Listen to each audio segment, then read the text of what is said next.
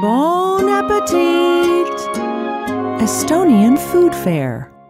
Kokteilikonkursse on Eestis korraldatud varemgi, aga sellise missiooni ja eesmärgiga, nagu Eesti toidumessil toimunud Eesti suvekokteilikonkurss, korraldati esimest korda.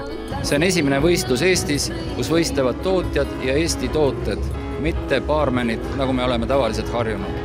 Ja teine omapära sellel võistlusel on veel see, et siin osalesid ainult Eesti tooted. Palju õnne võidu puhul!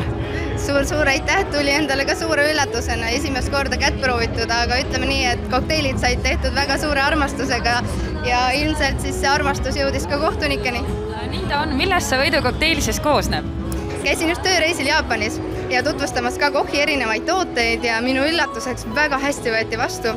Ja sellepärast mõtlesingi, et teekski siukese džinni mee kokteili, nimi ongi siis Honey Ashton ja siin on siis nagu võltsgaasi või sellist ei ole lisatud, et see sooda on nüüd see, mis annab ka natuke siukest soolasust ja siis lisaks ta nagu toob seda vurtsu sinna sisse. Me armastame Eesti traditsioone.